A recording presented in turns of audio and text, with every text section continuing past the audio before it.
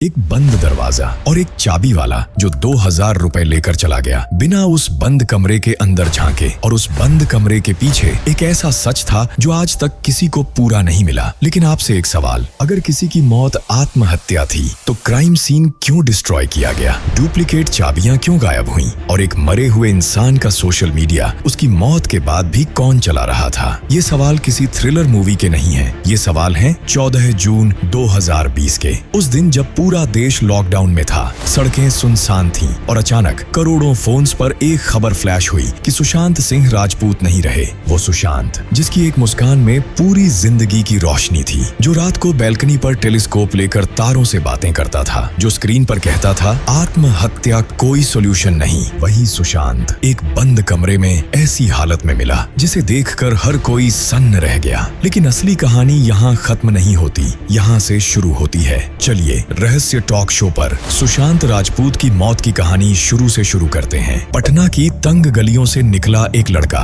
Engineering entrance में उसकी 7वीं rank आई थी। वह फिजिक्स ओलंपियाड का विनर था और दिल्ली कॉलेज ऑफ इंजीनियरिंग का होनहार छात्र था। और फिर एक दिन उसने अपनी किताबें बंद कर दी। लोगों ने कहा कि तू पागल है, सब बर्बाद कर रहा है। लेकिन जब काई पो 6 फिल्म आई तो सब चुप हो गए। जब MS Dhoni the untold story I तो खुद महेंद्र सिंह धोनी भी हैरान रह गए। उन्होंने कहा था कि पर्दे पर खुद को देखना अजीब लगा, इतनी बारीकी से कोई उन्हें जी सकता है, ये तो उन्होंने सोचा ही नहीं था। सुशांत के पास पैसा था, शोहरत थी, गाड़ियां थीं और चांद पर जमीन थी। हाँ, सच में वो पहले इंडियन एक्टर थे जिन्होंने चांद पर जमीन खरीदी थी। वो कहते थे मेरा दिल एस्ट्रोनॉट का है, एक दिन वहां जाऊंगा। लेकिन बॉलीवुड की दुनिया में एक अलिखित नियम होता है, अगर तुम्हारे पास कोई कैंप नहीं है, कोई गॉडफादर नहीं है, कोई खानदान नहीं है, तो चाहे जितना चमको एक दिन बुझा दिए जाओगे। और शायद वही हुआ। साल 2019 और 2020 के बीच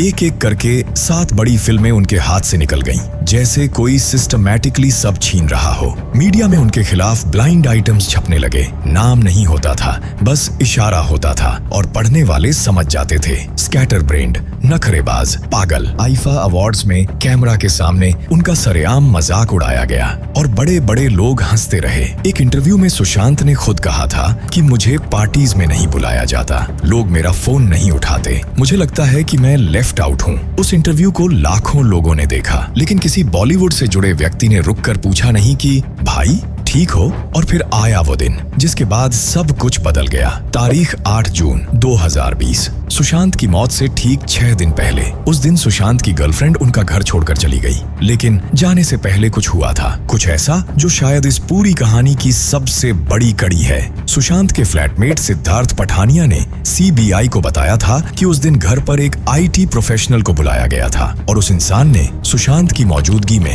8 हार्ड ड्राइव्स का पूरा डेटा नष्ट कर दिया था।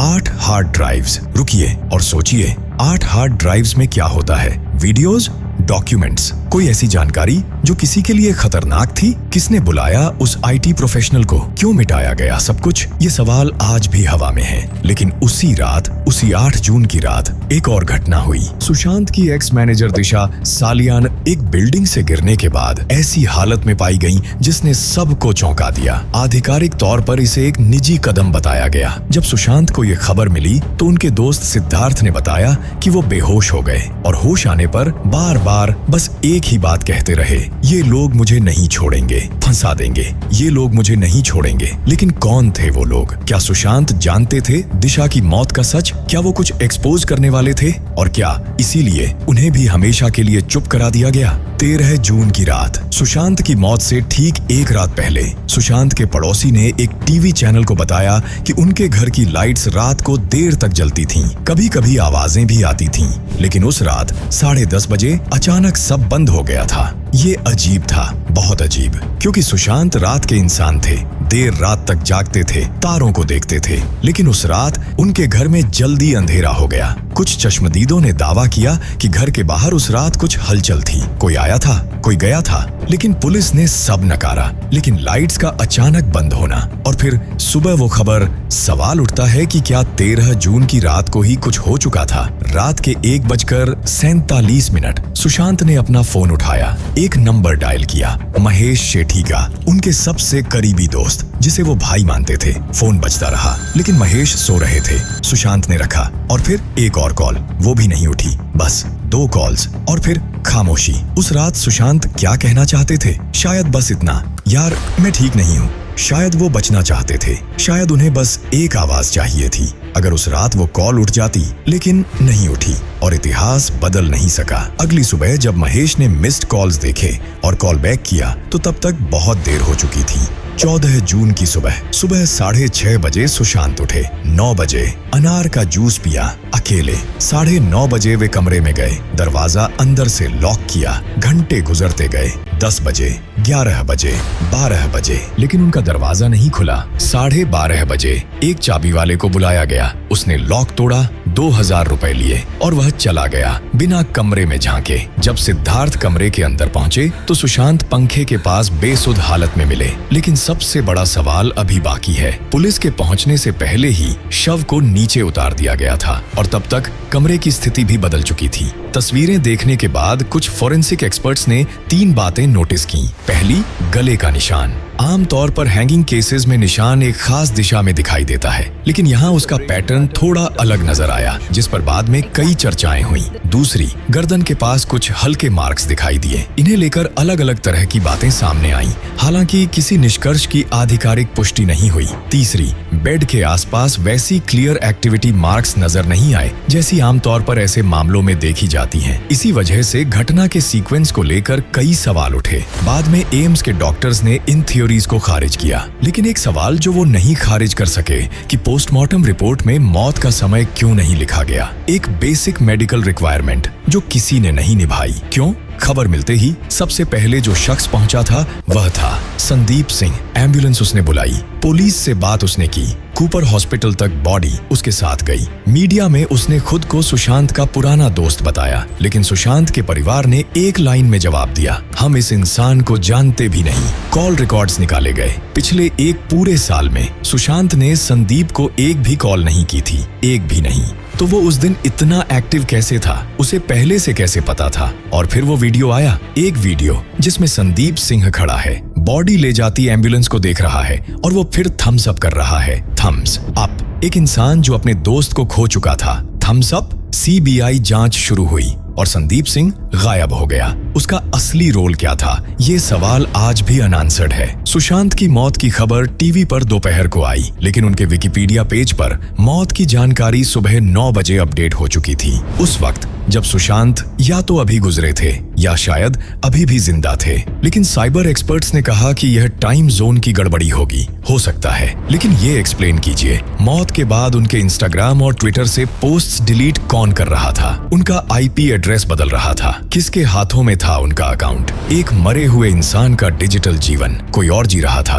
कौन और क्यों? सुशांत की मौत के 40 दिन बाद उनके पिता के सिंह ने पटना में एफआईआर दर्ज कराई। आरोप थे कि सुशांत को साजिश से उनके परिवार से दूर किया गया, पैसे हड़पे गए, दवाओं का ओवरडोज दिया गया। उसके बाद बिहार पुलिस मुंबई पहुंची, लेकिन जवाब में मुंबई प्रशासन ने बिहार पुलिस के एएसपी विनय तिवारी को क्वारंटाइन करवा दिया। एक आईपीएस ऑफिसर क्वारंटाइन में। मामला सुप्रीम कोर्ट गया। सीबीआई आई, ईडीआई, एनसीबीआई, व्हाट्सएप चैट्स लीक हुए, बॉलीवुड का ड्रग्स एंगल सामने आया। बड़े बड़े नाम, दीपिका, सारा, श्रद्धा, सबके राज खुले। रिया जेल गई, लेकिन जनता का असली सवाल, सुशांत को मारा किसने? वो जवाब कभी नहीं आया। अक्टूबर 2020 में एम्स की रिपोर्ट आई। डॉक्टर सुधीर गुप्ता, जिन्होंने खुद पहले हत्या का शक जताया था, उन्होंने यू टर्न लिया। मामले की जांच के बाद इसे सुशांत का उठाया गया एक व्यक्तिगत कदम माना गया। रिपोर्ट्स के अनुसार जांच में कोई संदिग्ध तत्व सामने नहीं आया। फाइल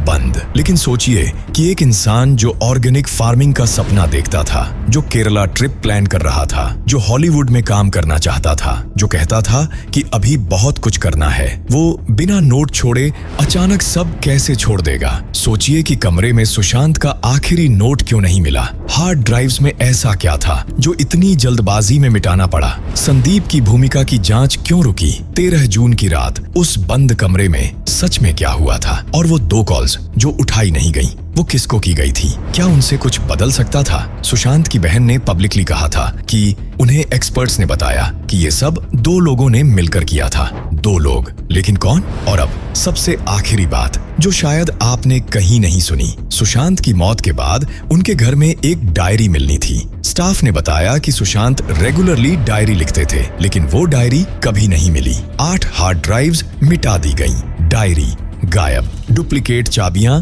गायब, क्राइम सीन डिस्ट्रॉय, और जो इंसान सबसे पहले वहां पहुंचा वो भी गायब। इतने सारे सबूत इतनी जल्दी इतनी सफाई से गायब हो जाते हैं, ये कोइंसिडेंस है या ये प्लानिंग थी? लेकिन बॉलीवुड फिर रफ्तार पर है। फाइल्स बंद हो गई, लोग आगे बढ़ गए, लेकिन पटना में एक बूढ़ा बाप है जो हर रात अपने बेटे की तस्वीर को देखता है और सोचता है कि काश उस रात वो कॉल उठ जाती। सुशांत सिर्फ एक्टर नहीं था, वो उन करोड़ों लड़कों का सपना था जो छोटे शहरों से निकलते हैं आंखों में आसमान लेकर। वो जीता जागता सबूत था कि मेहनत से कुछ भी हो सकता है, और शायद यही उसका सबसे बड़ा गुनाह था। सुशांत कहते थे कि मैं नूर हूँ, बिखर जाऊंगा, लेकिन रोशनी हमेशा रहेगी। आज रात जब आसमान देखो और कोई तारा बाकियों से ज्यादा चमके तो रुकना, शायद वो सुशांत है, अभी भी किसी टेलीस्कोप से हमें देख रहा है और पूछ रहा है, क्या तुमने सच ढूंढा? अब आपकी बारी है। क्या आपको लगता है कि सुशांत को इंसाफ मिला या ये केस